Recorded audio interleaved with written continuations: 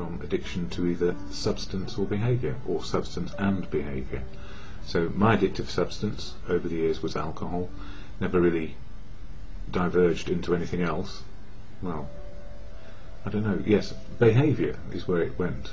Work, relationships, collecting, materialism, you name it, trying to fill the gap inside, that emptiness, that wanting to be a part of, but never quite sure how to be a part and included in what was going on around me. There was always a distance in me from the people I was with, and I guess it was because I was always trying to be perfect, and I was never perfect, and I was trying to work out and think life more than live it.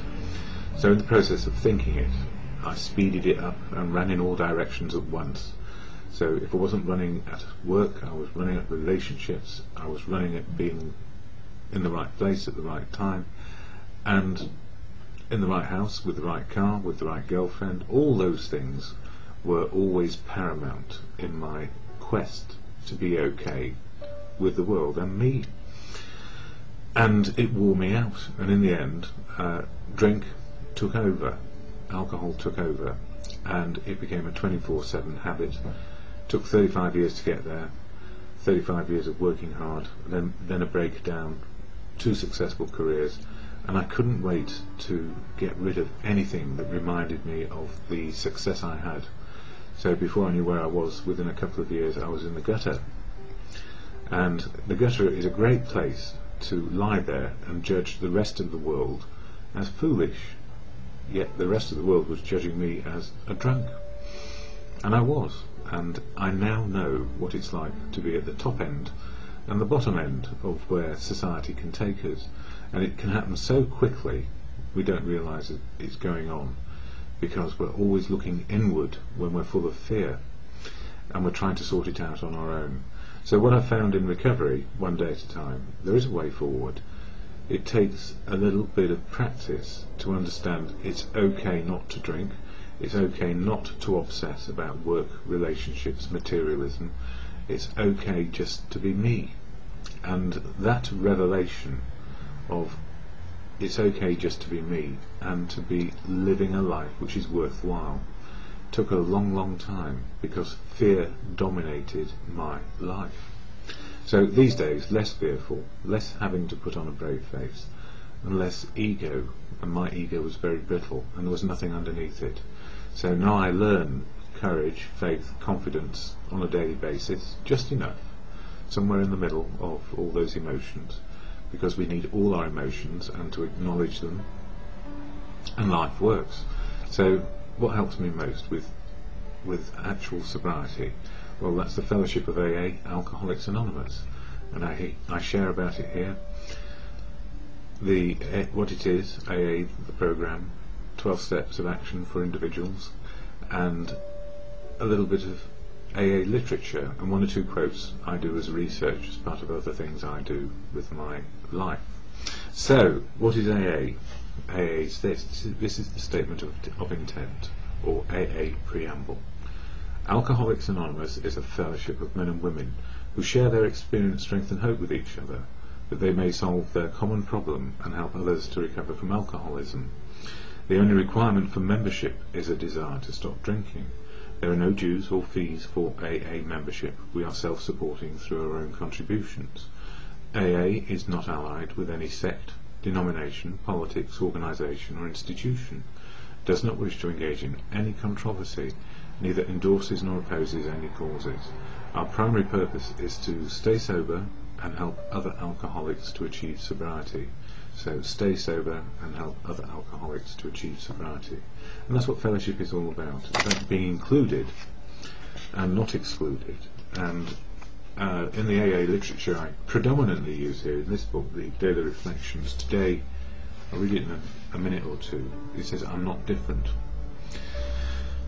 I'm not different, I'm just another human being on the planet, but I'll read that in a moment, because that reminded me, in the heyday of when I was working in big industry, there was a lot of stuff about diversity, and that is respecting diversity and encouraging diversity in the workplace, because the world is diverse, so why not? But we don't really know what diversity is, or do we? It probably means different things to different people. But here's one from the 60s. When power leads man towards arrogance, poetry reminds him of his limitations. When power narrows the area of man's concern, poetry reminds him of the richness and diversity of experience. When power corrupts, poetry cleanses. John F. Kennedy. Now, don't get worried about my political affiliations, I don't have any, but when I see a good quote, why not? Just utilise it. So whether it's from a politician or anywhere, if it makes sense to me, I share it. Here's another one. What we have to do is to find a way to celebrate our diversity and debate our differences without fracturing our communities. Hillary Clinton. Again, no political affiliations. Next one. Diversity, the art of thinking independently, together. Malcolm Forbes. How man evolved with such an incredible reservoir of talent and such fantastic diversity isn't completely understood. He knows so little and has nothing to measure himself against. Edward T. Hall. I like this one. This one's Maya Angelou. It is time for parents to teach young people early that in diversity there is beauty and there is strength. And another one, my father was the son of immigrants and he grew up bilingual, but English is what my father taught me and what he spoke to me. America's strength is not our diversity, it is our ability to unite around common principles, even when we come from different backgrounds. And the reason why I share about diversity is because fellowship is diverse.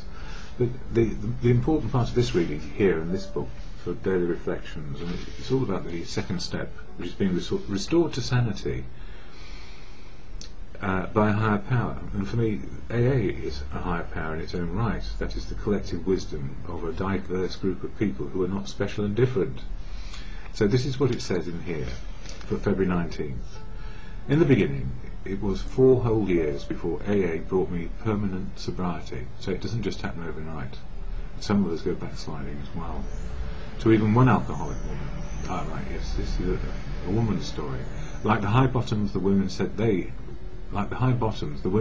were different. The skid rower said he was different. So did the artists and professional people, the rich, the poor, and the religious, the agnostic, the Indians, and the Eskimos, the veterans and the prisoners. Nowadays, all of those, and legions more, soberly talk about how very much alike all of us alcoholics are when we admit the chips are finally down. So we are all alike. We're not special and different, but as people we are unique and authentic.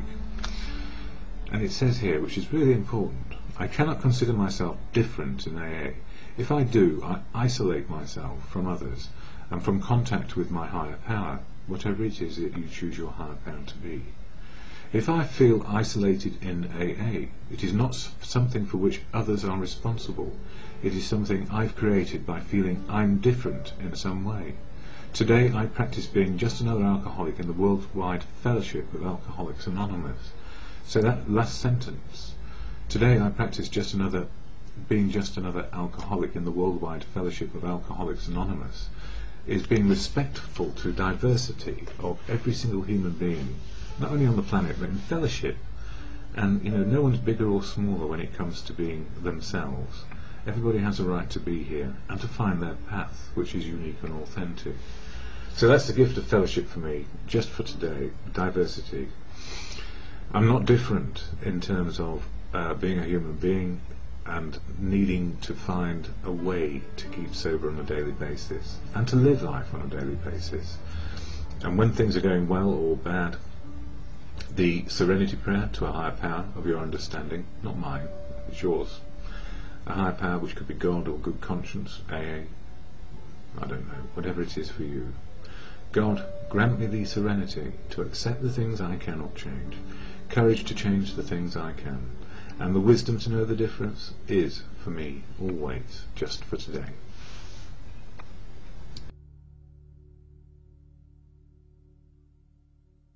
35 years, 2 careers, careering all over the place and finally breaking down, and then eventually some years later unable to stop drinking.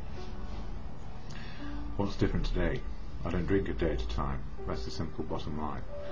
and life can happen. Life can happen as it is, without putting a filter or a drug inside me to ameliorate my feelings or the world, or trying to make it my way. How do I do this? Well, simply I go to a fellowship to help me get support to do self-healing. And it was in one of the books of this fellowship, Alcoholics Anonymous, which gave me the clue that it was a self-help path of recovery, with the, I suppose, support of all sorts of people from all walks of life who can make life work simply one day at a time without a drink inside them. And the best way to describe what is AA, Alcoholics Anonymous, is to share the preamble, which is shared at every meeting I go to. And I don't speak for AA, I just speak for me, but AA is just integral to making my life work, and more on what's happening in my life in a minute. But the preamble says, AA, Alcoholics Anonymous, is a fellowship of men and women who share their experience, strength and hope with each other, that they may solve their common problem and help others to recover from alcoholism. The only requirement for membership is a desire to stop drinking. There are no dues or fees for AA membership. We are self-supporting through our own contributions. AA is not allied with any sect, denomination, politics, organisation or institution, does not wish to engage in any controversy, neither endorses nor opposes any causes. Our primary purpose is to stay sober and help other alcoholics to achieve sobriety, and also, I guess, help friends out when things are going a bit awry. And I was rung up at 4 in the morning, and somebody I know in hospital with a broken arm and needing a bit of help and support. So that done, I'm pretty knackered right now, and I also had reason to be at the hospital yesterday for my checkup on type 1 diabetes and clinical depression. So in recovery, the gift, if you like, of living longer is that we are susceptible to all the normal things that other people may have to experience as well, like diabetes. I'm insulin dependent, and I'm in a regime of change with that and medications for clinical depression and pain relief. So what was fairly normal is, or has been, abnormal. Coming off all these medications and then restarting on something which is more appropriate to my situation and lifestyle. Yeah, well, it's bloody rough, I'll tell you, and you know, my head can go in either direction, up or down, mood swings and aches and pains, and really very bad pains, not just in the feet where I thought neuropathy existed, but all over. And having had this consultation yesterday, which went on for an hour or so, I was gratified to find that, you know, these other things going on inside me, the pains, are not unusual for people with type 1 diabetes. It's just a question of finding the right way to help a person keep things on a manageable level. So I'm very fortunate and very lucky that I have a hospital very close, and also when people ring me up I don't have that far to go to be supportive, even though they've now been sent off to another hospital and then sent home for a day and then replastering tomorrow, or plastering tomorrow. Life is tough sometimes, but you know, I'm glad I'm in the game of life. What makes it possible? AA and the fellowship. And I did get to a meeting last night, and I heard an extraordinary share of experience, strength and hope about how living in the problem of drink and then being able to find the solution to living a day at a time sober was so ably illustrated. And there were plenty of people in there I knew sharing their experience, strength and hope, which gives me the wisdom to keep on going a day at a time. And I've been going to meetings regularly this week, and a friend of mine did a chair a couple of days ago, and they chose and asked me to read a bit out of the big book of AA, which I'll share now if that's all right. Yes, it is, because I'm doing it. And switch off if you're bored, or not, the case may be. Anyway, this comes from chapter 3, more about alcoholism, and this month is all about step 2, which I'll talk about if I have the time. More about alcoholism, page 30 in the 4th edition. It goes like this. We are like men who have lost their legs. They never grow new ones, neither does there appear to be any kind of treatment which will make alcoholics of our kind like other men. We have tried every imaginable remedy. In some instances there has been brief recovery, followed always by a still worse relapse. Physicians who are familiar with alcoholism agree there is no such thing as making a normal drinker out of an alcoholic. Science may one day accomplish this, but it hasn't done so yet, and not to my belief anyway. Despite all we can say, many who are real alcoholics are not going to believe they are in that class. By every form of self-deception and experimentation, they will try to prove themselves exceptions to the rule, therefore non-alcoholic. If anyone who is showing inability to control his drinking can do the right about face and drink like a gentleman, our hats are off to him. Heaven knows we have tried hard enough and long enough to drink like other people. Yeah, I tried. Here are some of the methods we have tried.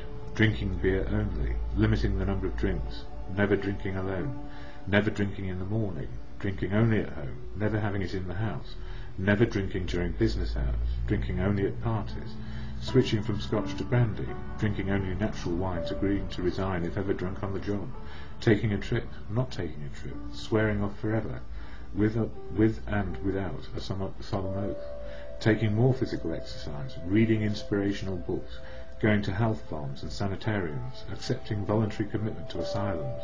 We could increase the list ad infinitum. And, then a share all about their struggle from being a street drinker in the end to somebody who is in higher education and will end up with an MBA from a university. And, they are 30 years younger than me. No, not quite, but nearly 30 years younger than me, and they started very early, and fortunately they found the program of AA very soon. So AA's big book, that's the real text which talks about where the experience, strength and hope has been found. And step 2, second month of the year, 12 steps of action in recovery, reads, came to believe that a power greater than ourselves could restore us to sanity. So the step 2 part is coming to believe that a power greater than ourselves could restore us to sanity, and simply on a daily basis, of course. And it reads, what can we believe in? AA does not demand belief. 12 steps are only suggestions. Importance of an open mind, variety of ways to faith, substitution of AA as a higher power, plight of the disillusioned, roadblocks of indifference and prejudice, lost faith found in AA, problems of intellectuality and self-sufficiency, and that was me. Negative and positive thinking, that was me. Self-righteousness, no doubt me. Defiance, an outstanding characteristic of alcoholics, certainly of me. Step 2 is a rallying point to sanity, right relation to God, or in my case, I understand God to be good conscience, God is truth, God works through people, God is love. So mine's a very practical one, and I don't know that I've ever really considered one lying on a cloud with a huge beard, administering whatever to whoever. So that's the step 2, came to believe a higher power will restore us to sanity, and AA, and my understanding of God, of my understanding, we need not actually push our own understanding onto anybody else. It's working for me on a daily basis. Daily reflections for today. I am not different. In the beginning, it was four whole years before AA brought permanent sobriety to even one alcoholic woman. Like the high bottoms, the women said they were different. The skid rower said he was different. So did artists and the professional people, the rich, the poor, the religious, the agnostic, the Indians and the Eskimos, the veterans and the prisoners. Nowadays all of these, and legions more, soberly talk about how very much alike all of us alcoholics are when we admit that the chips are finally down and that we cannot drink anymore, not safely. And that comes from How's Bill Sees It, page 24. I haven't quite got there yet. I cannot consider myself different in AA. If I do, I isolate myself from others and from contact with my higher power. If I feel isolated in AA, it is not something for which others are responsible. It is something I've created by feeling I'm different in some way. Today I practice being just another alcoholic in the worldwide fellowship of AA, or Alcoholics Anonymous, and the gift of that is we have this one similarity, and the rest, I feel, remains unique and authentic.